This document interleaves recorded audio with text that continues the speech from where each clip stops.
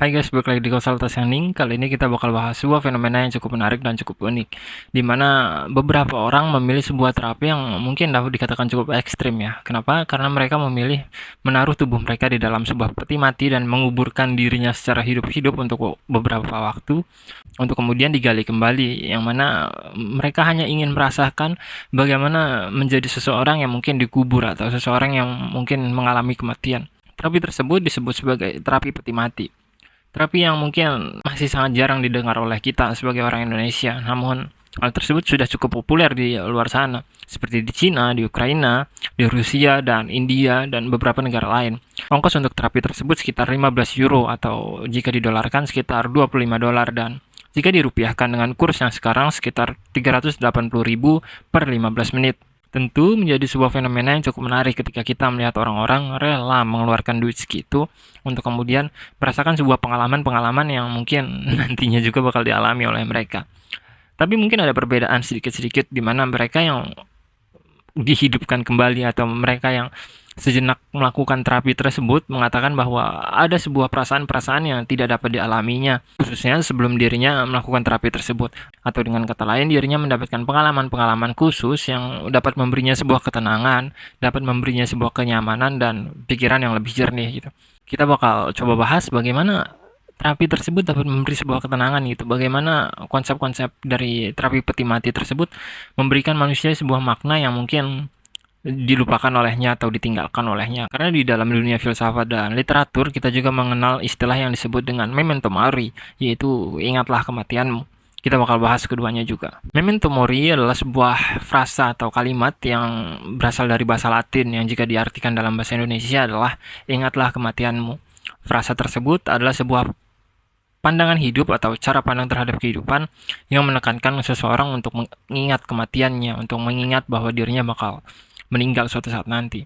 Frasa tersebut tentu menjadi sebuah frasa yang sangat kuat, di mana dirinya dapat terus memfokuskan kehidupan atau menjalankan jenis kehidupan yang ditekankan pada jenis kehidupan yang berkualitas gitu. Karena waktu yang dimilikinya disadari bahwa hal tersebut adalah waktu yang terbatas gitu. Frasa tersebut tentu memiliki keterkaitan dengan apa yang kita bahas di awal, yakni terapi peti mati, di mana ketika seseorang masuk ke dalam peti mati tersebut, ia akan merasakan sebuah pengalaman atau sebuah fenomena yang mungkin tidak pernah dirasakan olehnya. Karena selama ini di dunia modern yang dirinya hadapi, dia hanya dihadapkan oleh sebuah keadaan-keadaan yang seolah memaksakan dirinya atau menganggap dirinya akan hidup untuk selamanya gitu, padahal yang enggak juga. Rasa memento mori pada dasarnya sempat ditolak atau sempat dianggap sebagai sebuah frasa yang bikin manusia itu terpaku dengan kematian atau manusia terpaku pada jenis kehidupan yang fatalis atau pasrah terhadap takdir.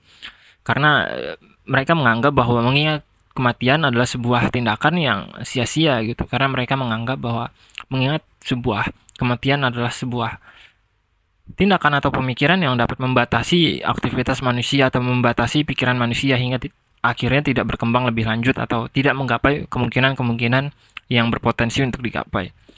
Tapi sebenarnya hal itu nggak bisa dibenarkan juga, karena dengan mengingat kematian itu sendiri, dengan memandang memento mori sebagai jalan kehidupan mereka sendiri, mereka dapat menjalani jenis kehidupan yang bahkan lebih berkualitas dengan mereka yang menganggap dirinya dapat hidup selamanya dan berusaha menggapai apapun gitu.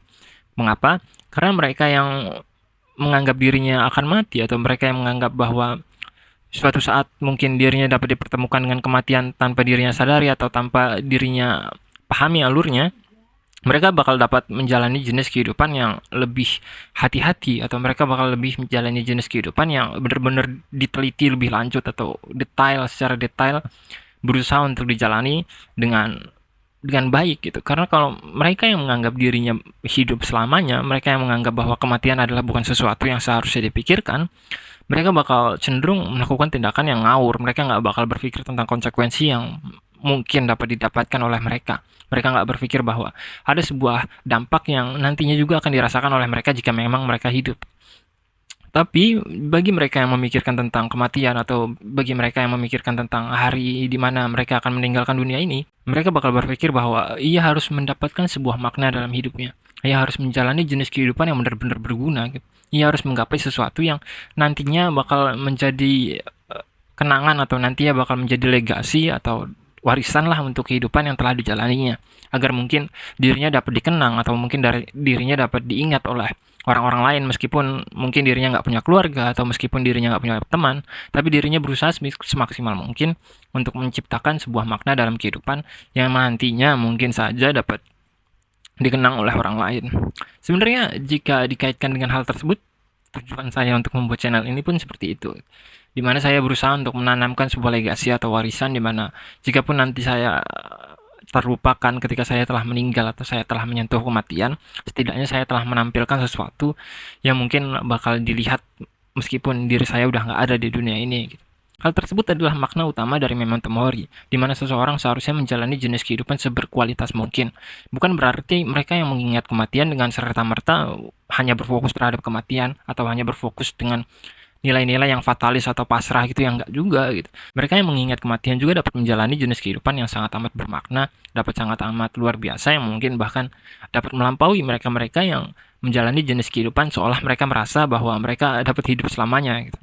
Ketika kita melihat barat saat ini, ketika kebanyakan orang mungkin lebih memilih frasa carpe diem yang merupakan arti dari petiklah hari dibandingkan memento mori yang berarti ingatlah kematianmu, maka kita akan menemukan sebuah fakta bahwa orang-orang barat bakal terus merasa bahwa dirinya akan hidup selamanya gitu. Mereka merasa bahwa kematian itu bukan sesuatu yang seharusnya dipikirkan, atau kematian itu bukan sesuatu yang seharusnya dapat memberi mereka yang masih hidup sebuah makna gitu. Mereka menganggap kematian ya udah selesai sampai di situ aja gitu. Padahal ya itu nggak sepenuhnya bisa dianggap benar, karena pada faktanya kematian bisa memberi makna bahkan pada mereka yang masih hidup gitu. Apalagi bagi mereka yang mungkin sudah mendekati titik-titik tersebut, di mana seseorang berusaha untuk mencari tahu atau mempelajari kehidupan yang telah dijalaninya itu baik atau enggak, di mana seseorang dapat mengintrospeksi dirinya, dapat mengoreksi jejak-jejak yang telah ditinggalkan olehnya. Hal tersebutlah yang dapat menjadikan seseorang menjadi manusia yang mungkin berkualitas dibandingkan mereka yang merasa dirinya bahwa dirinya selamanya benar gitu. Mereka merasa bahwa ya saya masih memiliki waktu untuk membereskan hal-hal yang nantinya saya bereskan, atau mereka yang merasa bahwa ya nanti juga saya bakal menjalani jenis kehidupan yang baik pada waktunya gitu. Hal-hal tersebut nggak berlaku bagi mereka yang mungkin menggenggam paham memento mori. Mereka yang memahami bahwa dirinya suatu saat bakal mati, mereka bakal setiap harinya berusaha menjalani jenis kehidupan yang berkualitas. Mereka setiap harinya bakal berusaha memperbaiki dan mengoreksi langkah-langkah yang diambil olehnya. Itulah mengapa kita nggak harus nunggu waktu-waktu yang mungkin dapat dikatakan mencambuk diri kita terlebih dahulu, barulah kita sadar bahwa kehidupan yang kita jalani itu salah gitu. Pada dasarnya setiap hari kita dapat melakukan introspeksi diri, setiap hari kita dapat membenahi kehidupan yang kita jalani. Jika kita kembali lagi ke dalam terapi Coffin atau terapi peti mati yang sebelumnya kita bahas di awal, kita akan menemukan sebuah fakta bahwa beberapa orang ingin merasakan nilai-nilai dari kematian itu sendiri agar mereka paham bahwa waktu mereka di dunia ini terbatas, bahwa waktu yang mereka miliki untuk menjalani kehidupan sehari-hari mereka harus berhasil dimaknai, harus berhasil diberi sebuah nilai yang mungkin dapat memberi mereka ketenangan setelah mereka pergi dari dunia ini. Hal tersebutlah yang nggak diajarkan oleh peradaban barat. Mereka menganggap bahwa kematian itu ya finish, sudah.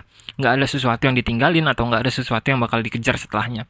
Itulah mengapa mereka mengalami sebuah krisis di mana mereka nggak tahu lagi kehidupan yang mau dijalaninya itu mau dibawa kemana, sementara ada tembok besar yang bernama kematian yang pada akhirnya bakal membuat diri mereka hilang selamanya. Itulah mengapa mereka yang melakukan terapi Coffin atau terapi peti mati tersebut bakal merasa bahwa ya pada dasarnya kehidupan yang saya jalan ini harus saya benahi gitu. Pada dasarnya saya harus berusaha sebaik mungkin menerima kehidupan itu sendiri, berusaha sebaik mungkin menikmati kehidupan itu sendiri, atau memproses atau berusaha menggapai nilai-nilai yang mungkin bermakna dalam hidup saya gitu.